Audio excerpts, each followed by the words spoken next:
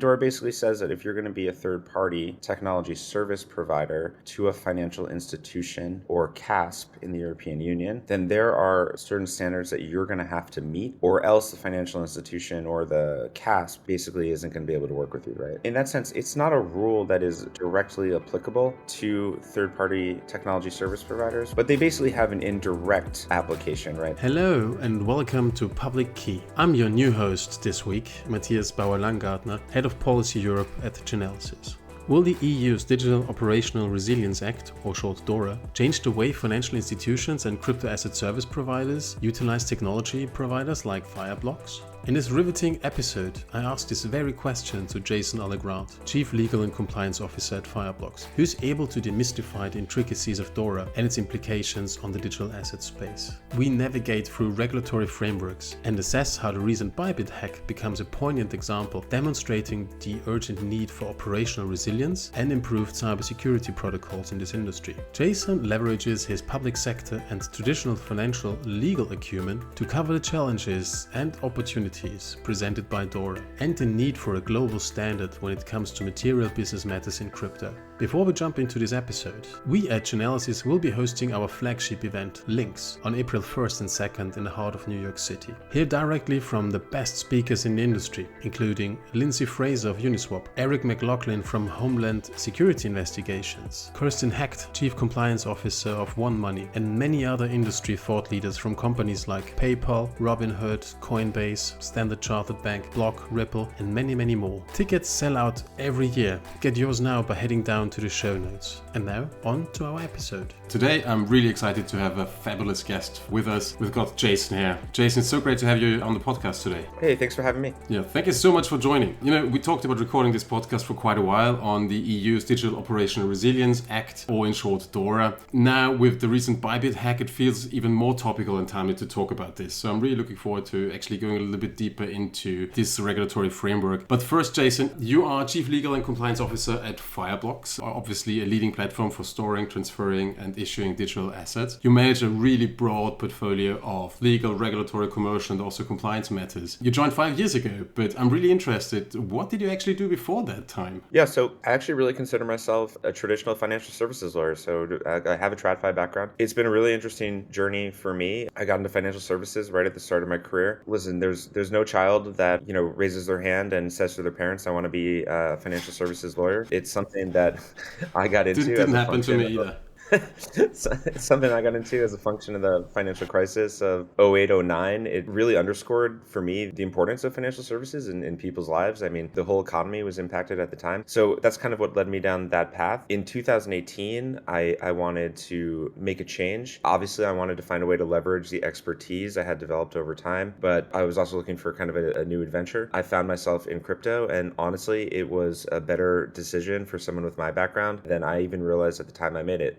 Right. So the reason I say that, right, is a lot of what we do today is reasoning by analogy to existing financial services law. We'll probably get into that a bit with DORA and some other stuff today. But so much of the conversation, because we are struggling, right, to figure out a way to understand the innovation in the space. We're struggling to figure out a way to create legal frameworks that are directly applicable to digital assets that enable the innovation to thrive and flourish. And so what we're using, right, what we have, right, which is traditional financial services frameworks. And so in my role today, I'm able to be the bridge between the TradFi world and the emerging digital asset economy. And it's been really great. Yeah, I mean, you were looking for an adventure. I'm pretty sure you found one with crypto. There's nothing like a dull day in crypto indeed. I've also seen that you worked at the Federal Reserve in New York before. So we both have like a regulatory background. Yeah, and again, the Federal Reserve, it was an amazing place and it was an amazing time. As I said, I got into financial services because of the financial crisis. I had been in law school during the financial crisis. I had been studying what was happening at the New York Federal Reserve Bank. You had Tim Geithner, who was president of the bank at the time, taking extraordinary actions to stabilize the economy. I was able to go and work there immediately after law school. That was an incredible experience. And as I said, a time of great transformation at the Federal Reserve Bank of New York, as well as the Federal Reserve System writ more broadly. And as I said, again, that experience has been so applicable today, what I learned there, right? Because we're a software company, we're not a regulated business ourselves, but so many of the customers we interface with are being able to go into a room with those customers with credibility, with a background, that says, I've been here, I understand the perspective, act as that bridge between TradFi DeFi and digital assets, explaining to the regulator what it is that we're doing in the digital asset space, how it is or is not similar to concepts that they're familiar with, and then take those learnings and go back to the customer or go back to our executive team and say, hey, this is what we're hearing from the regulators, and let me put that in terms, right, that we can understand as a software company. That skill has been hugely helpful. Oh yeah, I couldn't agree more. I mean, I also have a traditional finance background working at multiple regulators and also having had a little hand in the MiCA regulation. But today we'll talk a little bit about DORA. But before we go into DORA and digital operational resilience, I wanted to ask you if you could give us a quick overview of Fireblocks, who they are, what they do, before we talk about operational resilience. Sure, absolutely. So as I said, we primarily view ourselves as a software company. So we're in the business of developing and licensing a proprietary software platform. It's an enterprise-grade software solution. And our mission with this software platform is to enable every business that wants to be in the digital asset space to do so safely and securely, right? And so, listen, there are a lot of product features that enable us to do this, right? The first and foremost is our wallet and our wallet infrastructure. In addition to being a software company, we're a security-first company. So the security features around the wallet, around the key management, this is our core value proposition, always has been. And then, what's really interesting, right, about wallets, about custody is, in fact, how different it is than traditional custody. So you think about traditional custody, right, and it's honestly, it's very boring, right? It's gold bars sitting in a vault somewhere, right? And sitting at the Federal Reserve Bank of New York in the basement. And, all they're supposed to do is, they're supposed to sit there. In the digital asset space, the wallet is something very different. It is, of course, paramount that the digital assets remain safe and secure in the wallet that they're managed in. However, the wallet is also the jumping off point for every operation you want to conduct in the digital asset space. And that's why on top of our wallet and on top of our multi-layered security architecture around the wallet, we have things like the Fireblock network, which is a way of connecting to and interacting with other players within the ecosystem. That could be exchanges, that could be liquidity providers, that could be on and off ramps, that could be bilateral counterparties, right? So the wallet is really the jumping off point for the digital asset experience. Again, it's not just other destinations, it's functionality as well, right? Do I want to be able to interact with the DeFi protocol? Do I want to be able to take my assets and stake them and perhaps participate in a yield? Do I want to tokenize, right, my financial institution sitting on real world assets with a tokenization use case? So we have built on top of the wallets all of these functions, and that enables our customers not only to come and store and administer their digital asset holdings, but then to participate in a broader ecosystem of digital asset use cases. Oh, amazing. I mean, obviously, custody solutions are vital in the crypto asset space, and as the recent hack with Bybit has shown, prudential safety and soundness of firms and hacks and cybersecurity are really, really closely interlinked. Crypto is and remains to some extent bearer instruments, so making sure that you actually have security around that and the right functionalities is paramount. It's much easier to hack into a cryptocurrency exchange and cipher off $1.5 billion than carrying the weight of gold worth $1.5 billion out of a vault. When I looked at Fireblocks technology, the one thing that stood out to me was MPC, multi-party computation. And I was wondering if you also see that as a vital part of the security features you have, and maybe just give a quick overview of what MPC is and what multisig is. What do you think? I'm just the lawyer, right? So I'm going to give you the lawyer's answer, right? But MPC stands for multi-party computation. It's similar in some respects to something like multisig, but it's also very different. It's a technology that's been around for a long time. Ours is, again, a proprietary deployment. Really what it comes down to are reducing points of failure within the key management process, right? So what you want to do is you want to be able to take the key material, the access material, if you will, to be able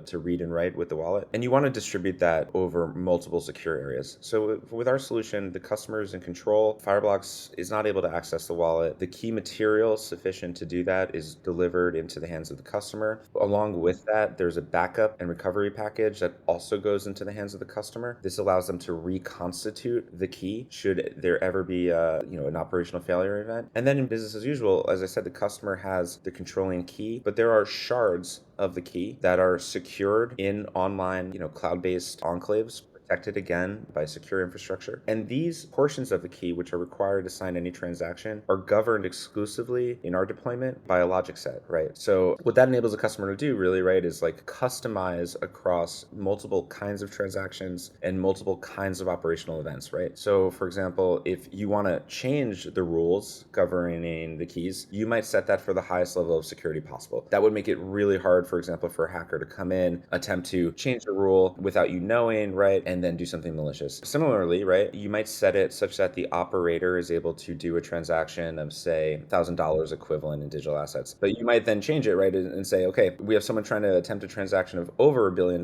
That's going to signal a higher level of security and or alerts. And those keys, which are stored in those secure enclaves, are not going to come down and sign a transaction unless that logic set is satisfied. Right, I understand. So Fireblocks really is a pretty flexible platform for custody and issuing digital assets. You're not providing services yourselves, but you're a technical infrastructure provider. The question that I had was around multisig and MPC, and the reason being the Bybit hack. And for everyone who hasn't heard about the Bybit hack, quick rundown. There's a great blog on the Chainalysis website for further information. But on the February 21st, Bybit, a really prominent cryptocurrency exchange, experienced a significant security breach and lost nearly 1.5 billion worth of ETH. And this incident really is the largest digital heist in the history of cryptocurrency. Fortunately, Bybit is actively collaborating with industry experts, including us, Chainalysis, to track and trace stolen funds, and also using newest threat detection systems, Hexagate, a firm which is recently acquired. We were able to already recover $40 million US dollars, which is great. Now, when you look at the Bybit hack, what actually happened was, in short, that Bybit employees wanted to perform a routine crypto transfer from their cold wallet into their hot wallet. Bybit operates a multisig process to sign transactions, so it's essentially a series of transactions that have to be deployed before a transaction can be initiated. That's a pretty common process, but what happened here was that the signing devices themselves were compromised, and so the signers actually saw a transaction on the screen. There was not a transaction they eventually signed, so did sign a different transaction, and the hackers were able to siphon off $1.5 billion US dollars, which just shows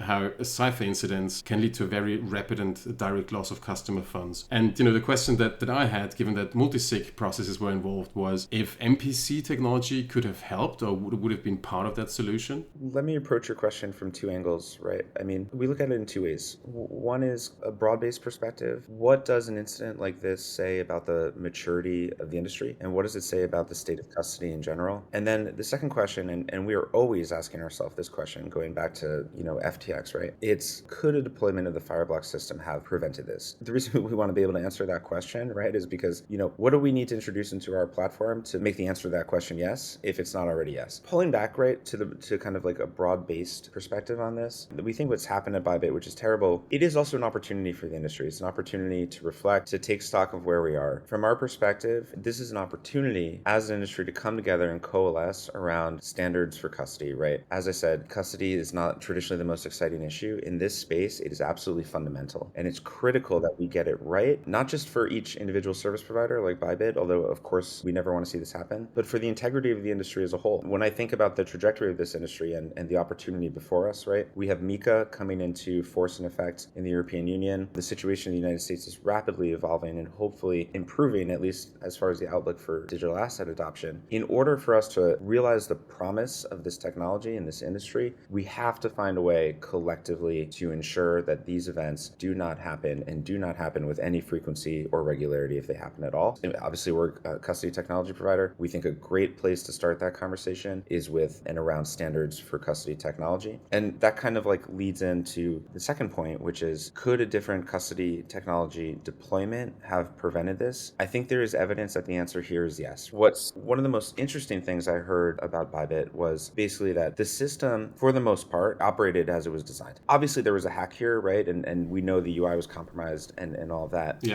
But these are HSM devices being basically used for blind signing transactions in a multi-sig system, right? And we just talked about it, right? There are differences between a multi-sig and an MPC. Yeah. So could a destination address have been changed on the Fireblocks system? Again, like as I said earlier, without somebody becoming aware of that, I don't think so. If, as I said, the logic set had been properly calibrated, could $1 billion+ have been moved without the properly calibrated logic set, right, having been triggered to prevent that transaction? Again, I think there's reason to believe it could not. And so it just points to the fact that if we're thoughtful about this, there is a very very good chance a lot of these loss events could have been prevented with the proper deployments of different systems. I think there are better options. I'm not saying in every case that Fireblocks is that option, but I am saying that there are things that we can pay attention to and that we can make sure our exchanges, particularly as we move into a regulatory environment where there's VASP and CASP regulation, right, that touches on exchanges. I think we can move to an end state where we're being really thoughtful about the kind of custody systems we want in place. Again, we can't control for everything. We can't control for human error and,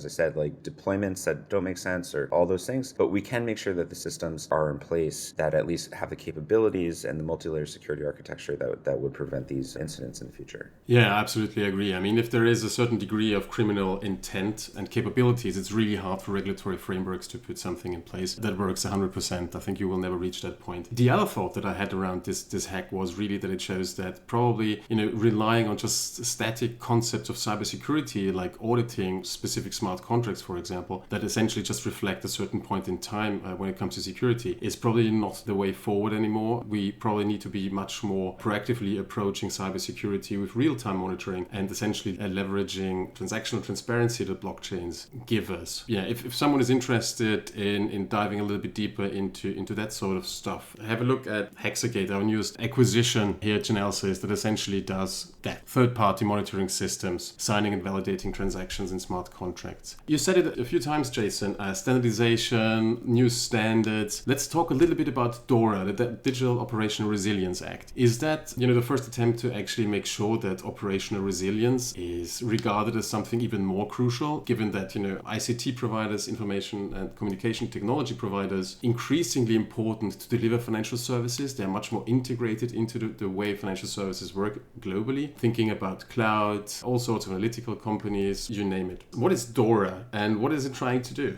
DORA, from our perspective, is really interesting. It's really challenging, but again, I would put it in the context of the need to maybe find ways, right, to introduce standards and raise the bar, right? But at kind of a high level, DORA is a kind of third-party risk management. So concepts of third-party risk management have, existed for decades, right? If you're a financial institution and you're onboarding a critical vendor, whether that's your back office ledgering systems, other sorts of vendors and operational components, you're going to need to consult third-party risk management guidance, and you're going to need to put in place certain safeguards and monitoring, etc. DORA takes that concept and extends it to something called ICT providers. For our purposes, we can just call them technology service providers. So again, in different contexts, I would argue that technology service providers have always kind of been caught up in concepts of third-party risk management. DORA is a very explicit extension of that into the world of third-party technology service providers. And DORA basically says that if you're going to be a third-party technology service provider to a financial institution or CASP in the European Union, then there are certain standards that you're going to have to meet, or else the financial institution or the CASP basically isn't going to be able to work with you, right? In that sense, it's not a rule that is directly applicable to third-party technology service providers. Like Fireblocks, these are largely unregulated companies, but they basically have an indirect application, right? So to the extent you would like to, as a company, continue to compete for the business of financial institutions and CASP, then you will have to bring your business and your business operations basically up to standard to continue to be competitive for that business in the European Union.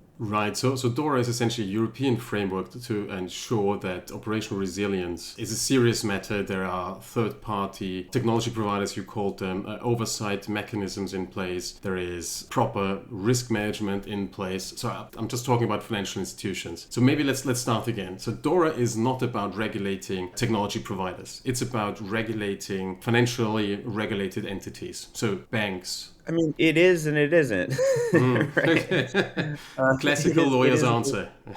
It is and it isn't. When you think about, again, I'm very much in favor of finding ways to raise the standards for providers of custody solutions, for example. But when you think about a company like Fireblocks, right, we're a software company. Software is not regulated, has never been regulated, and we're not, in fact, saying it should be regulated. But when you think about, okay, how would you get to a place where you can have higher standards, right? financial institutions are regulated, heavily regulated, and they always have been. Now we're having come into place VASP style regulation that's called CASP in the European Union, but that's virtual asset service providers or service providers in the digital asset space. So these institutions are regulated. And what you can do is you can say to these institutions, we don't think you're fit to do business here, or you're not up to our standards unless you have adopted guidelines for operational risk management, including guidelines that apply to your selection of critical vendors. Those are vendors who provide services, right, that support critical functions. I think custody is absolutely one of those. And so as a regulator, you say, okay, so I don't have a jurisdictional hook into the software industry. That's not something we've done or are interested in doing, but I do have a jurisdictional hook into the financial institutions and then into the VASP and the CASP. What we'll do is we'll put a regulation into place on these institutions. So these institutions will get in trouble if they don't comply, but then you recognize that that's going to have a downstream impact. And what you're going to do is, you're going to raise the bar for service providers. And again, if it's not to say that they can't continue to provide services that don't meet the heightened standards of DORA, they can, they just can't continue to do it in this segment of regulated businesses. And for those who want to, they're going to have to find a way to come into compliance. And so I say yes and no, right? It's like the impact of doing something like this is not unknown. It will have the effect of raising the bar for competition in the service provider space to financial institutions. But,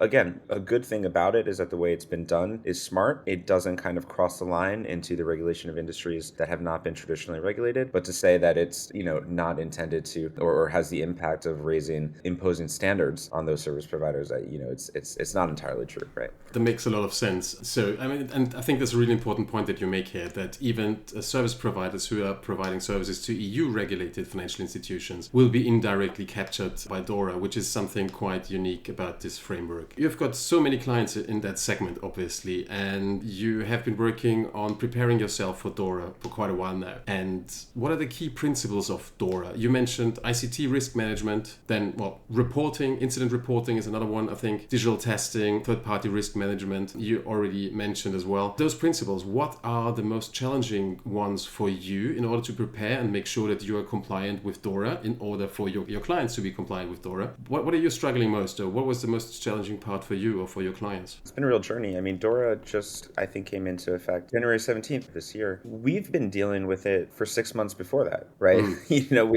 We have, as you said, we have a number of customers who are directly impacted. We work with financial institutions all over the world, but in particular in the European Union. These are pretty sophisticated customers. And so because they have great legal teams who are on top of everything that's going on, they were coming to us 6 months ago and saying, what are you guys doing to come into DORA compliance? And in fact, we've already been through a process with the European regulator, basically under DORA, assessing our fitness. And that was a process we went through with a customer. We had folks on site in the European Union, sitting with customers, sitting with the regulators. How do you prepare for that process, right? The first time is a major learning experience. As the manager of the legal team, we sit down, we parse the text of the regulation, and we come up with our best interpretation. But it's the jumping off point for a conversation, right? Because our legal interpretation of what it says on the paper might mean something very different to our security team. And it might have implications, cost implications, whatever it is that are unknown to us lawyers just sitting there parsing text. And it becomes clear to us once we start interfacing with the other functions within the company. And then the other reason I say it's a conversation is because the regulator also comes with expectations, as does the customer. And so as you're going through that for the first time, everyone is kind of working through together what is going to be, sufficient to get Fireblocks and the customer through this examination with the best possible outcome. What I love about this company is that we got through that process, but that was just the beginning of our journey, right? Coming out of that process, it was, okay, let's sit down, let's talk about things we could have done better. What were the lessons learned here? And then how can we work with our customers on an offering or on a package or a set of services, right, that makes the platform as likely to be DORA compliant in any particular deployment? That's an iterative process. But so,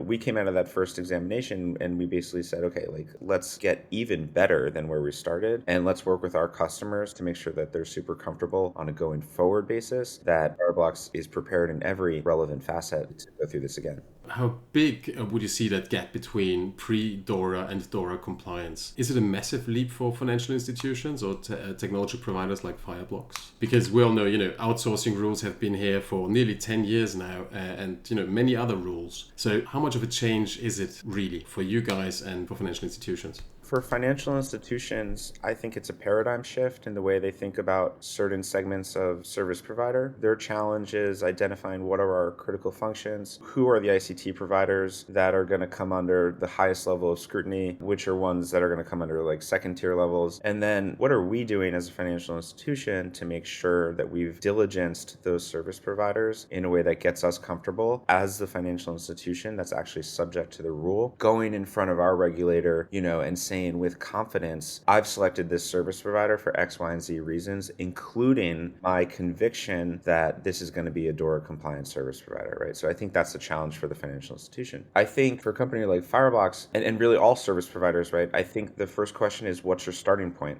So we consider ourselves first and foremost a software company and a cybersecurity company. And so the investment we're making every year in cybersecurity, both maintaining the place where we're at, but also getting better, is massive. And so for us coming into this process, the gap between where we were and where we needed to be was arguably not as great as it might be for some other service providers who are starting off in a different place. What is, and what I think will continue to be challenging about DORA, right, is that just some of the requirements are time consuming, and because they're time consuming, they're expensive. And I think finding a way to create a scalable, repeatable DORA process is the interesting business challenge here. I'm thinking about things like one of maybe the hardest things that we've been dealing with, right, is like there are audit rights that have to be given to the customer. And there are audit rights as well that have to be given to the regulator. And so as a business, again, you're trying to run a security team, you're trying to run an office that's in operating business. When are the regulators coming on site? Are they coming on site? What do they need access to, right? Like trying to project and control for this is really a big challenge. And that's the sort of thing that can be really time consuming, really expensive. And to the extent that we had identified gaps, it was like, okay, how do we build a framework that makes sense for our customer and that makes sense for the regulator around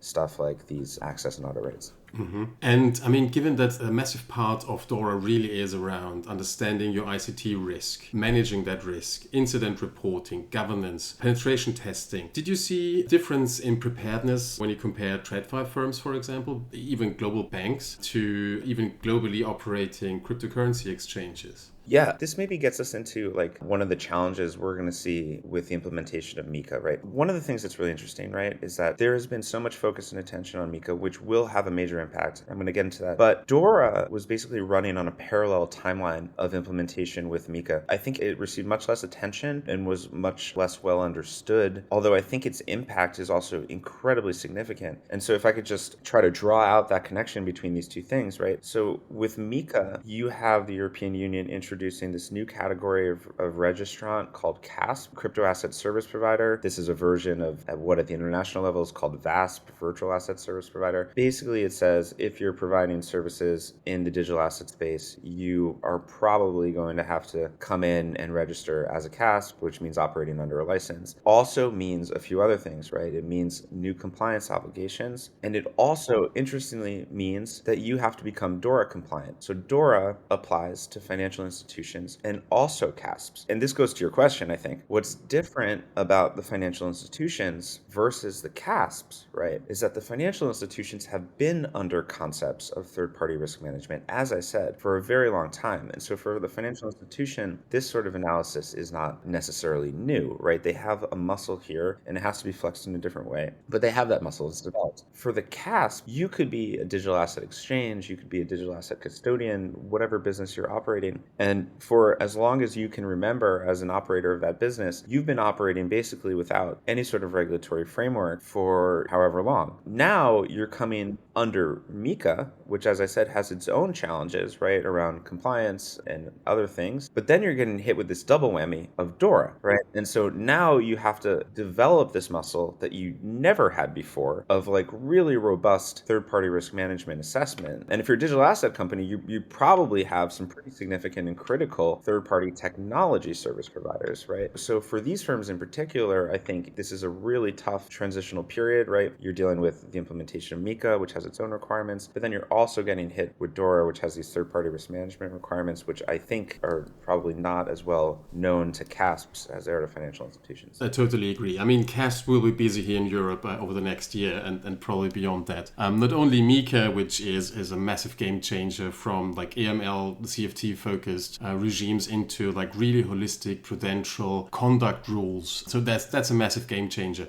And DORA, I think too, listening to you, I really do understand that DORA is not only about cybersecurity, it's much broader than that. It's about like operational resilience of the entire financial services sector and crypto, and both sides need to be well prepared for that. It seems like it's even like a cultural shift. And alongside MiCA, that's a pretty tough gig CASPs have at the moment. And then actually, I think they have to deal with the triple. There's also the travel rule, which sits alongside MiCA and DORA as well. But I think DORA is also reacting to that, potentially looking at fines and potential enforcement. There's extremely high fines, up to 2% of global turnover, if you're incompliant with DORA. Even as you said before, CASPs and regulated financial services, if they don't comply with DORA, there's even the possibility of withdrawing their license in Europe and essentially ending the operations here, alongside liability for executives. So something like a senior manager's regime here. One thing that I was interested in, because you mentioned the costs of DORA. And, obviously there's loads of costs to compliance. In some instances, this also translates, however, into a competitive advantage because things get safer. When I thought about DORA, I was really wondering, are you sort of like worried about DORA or excited about DORA? And the reason why I ask is because DORA is quite prescriptive and it sets a really high bar in terms of documentation and third-party risk management, understanding, managing, and mitigating. Do you think DORA will actually boost cybersecurity developments and,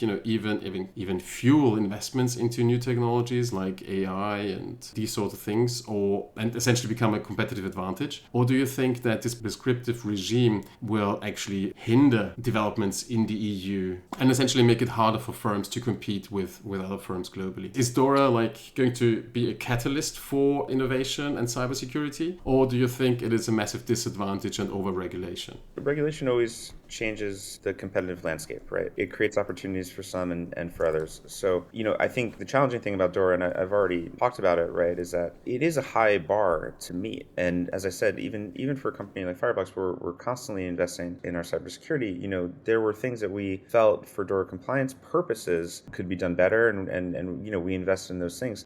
When you set a really high bar, right, I mean, you do make it challenging for some to raise their game to the level of being able to meet that standard. And so I've been talking about the impact of DORA, and I've been saying that service providers will continue to be able to provide services, but to the extent they want to be competitive in the market for financial institution customers, right, you're going to have to make the capital expenditures to be competitive in that market. And the reality is, when you introduce a rule like this, right, is not everyone is going to do it. And hopefully for good reasons, right? Like they have a different angle in the market. So anyway, that said, I mean, that's the expense of compliance is kind of the downside of DORA, and it will have competitive impact. I am still of two minds about DORA, and the other side is really positive and hopeful, actually. So I see in DORA a great opportunity. We kind of started at the top talking about Bybit, and we talked about the idea of standards that could be at the national level or multinational level, basically for custody solutions, for the infrastructure layer of this digital asset space. And I think as a legal construct, the DORA model is actually a really good one. And I think reasonable minds can disagree about the content, right, of DORA and whether that's the right approach.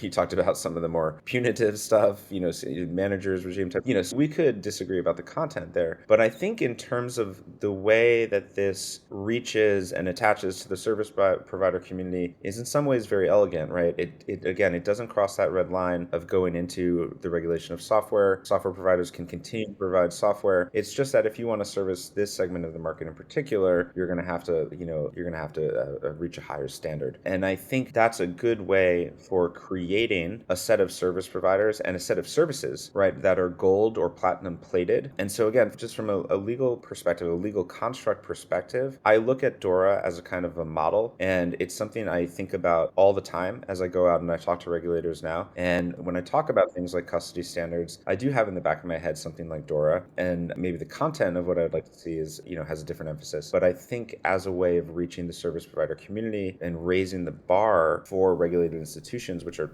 obviously providing really important services to the market, I think DORA could actually be a good starting place. Oh, interesting. Yeah, no, definitely. Let's see how, the proof is in the pudding. So let's see how it is implemented and how the industry can actually cope. And we'll see the impact of DORA hopefully soon-ish. You said regulation of software, and you're happy that DORA is not doing that. And obviously, MiCA is not covering any true DeFi, truly decentralized services. I was just wondering about DeFi in the DORA context. Given an increase in decentralized networks, permissionless networks, DeFi services, DeFi products, how do you think firms will be able to be compliant with DORA and all the documentation, reporting, and auditing rights that are attached to those, while at the same time maintaining the decentralization of services or services they interact with in the DeFi space, for example? Do you think that is still possible? There's a reason the European Union delayed rulemaking on DeFi, and that's because it's not easily solvable. And unfortunately, Matthias, I don't think we're going to solve it here today. But still have got a few minutes, sir. A few minutes. But I think this is one of the most interesting legal questions in the space. So I started off by saying that I'm a financial services lawyer and my background is TradFi, and that I spend a lot of my time analogizing between the frameworks that apply in traditional finance to what's going on in the digital asset space. The biggest challenge that we face from a legal perspective, right, is the fact that our traditional frameworks in financial services are intermediary based, which is to say, and DORA is a great example of this, right? The regulation falls on some sort of intermediary, whether that's a financial institution or someone else, right? What DeFi and what smart contracts do is they make a direct challenge to our basic legal conception about how to regulate things. They take out that intermediary. There is nothing there but the contract after it's been coded and released, right? There's nothing there but the contract itself. And the contract itself can't be held responsible, or so we say. So DeFi has always posed a challenge. And I think the resolution of that question, and again, I don't have the answer here today, but I think the resolution of that question, who's responsible, if anyone is responsible, I think that's one question, right? I think the second question is, just forgetting the concept of liability or responsibility, is how do we make sure that these smart contracts are safe? How do we make sure that they operate in ways that are intended? I think this gets to questions of operational resilience. And honestly, I think if we can even solve the second question first, right? Yeah. Then I think that gets us, a good deal of the way there. Hopefully we don't have to find a responsible person because nothing has gone wrong. Yeah, exactly. That would be ideal. And that was roughly what I was trying to hint at the beginning, that I think when it comes to smart contracts, DeFi, current regulatory thinking doesn't really bite here. And I think we still need to figure out what we actually want to do in the DeFi space. It's way too early to rush into a specific type of concept, I think. But the one thing that we can do now is actually ensure that our security standards are higher and really think more about proactive cybersecurity threat detection, mitigation strategies in that space. And that's why I think we should think more about real-time monitoring rather than just auditing as we traditionally have. Because, Jason, you've got a global role, so you see it all. Do you think that the EU has landed another blockbuster with DORA and there's going to be many countries following DORA's example? Or do you think that DORA will be, in its way it is designed, very prescriptive? I mean, pretty sure you know that at the beginning of DORA, the negotiations started way back in 2020. It was even considered to have templates, contractual templates for a variety of services. So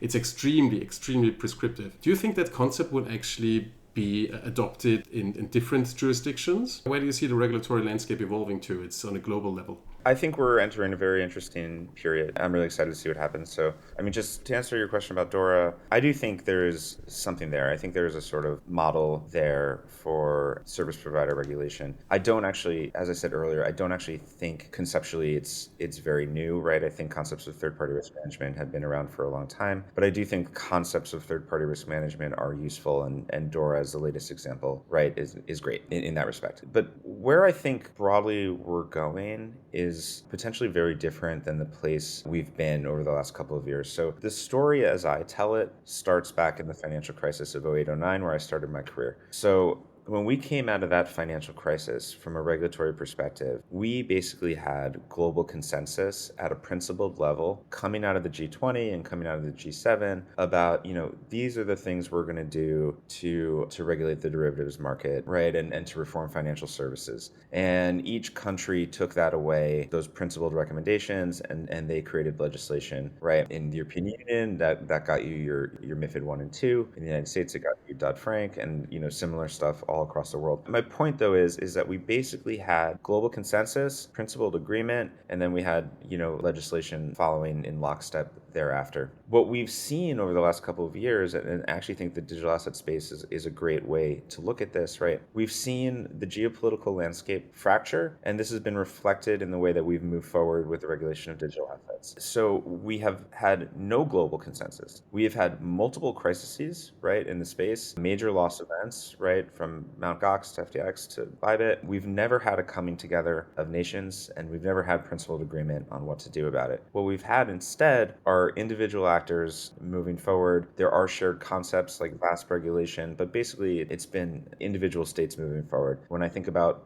some examples of that, right, I think about places like Singapore, I think about places like the UAE, where they have very active regulators. I think, of course, first and foremost, about what's been going on in the European Union. What I think is about to potentially happen, right, is we're going to see the paradigm shift again. And I think this is completely contingent on what happens in the United States. If the United States makes good on its promise to, attempt to become the crypto capital of the world, right, I think we have a new point of polarity in this kind of like geopolitical mixture I've been describing. And we might have a new center of gravity in a way that we haven't seen before. And so there is a potential outcome here where the United States really enters into the space with regulatory frameworks, with, economic wind in its sails, and issues rules which may or may not have anything to do with what the European Union has done, frankly, right? We see an administration that at least has vocalized a willingness to completely go its own way. If that happens, that could be a really powerful new model, right, for the world to follow. And I think within,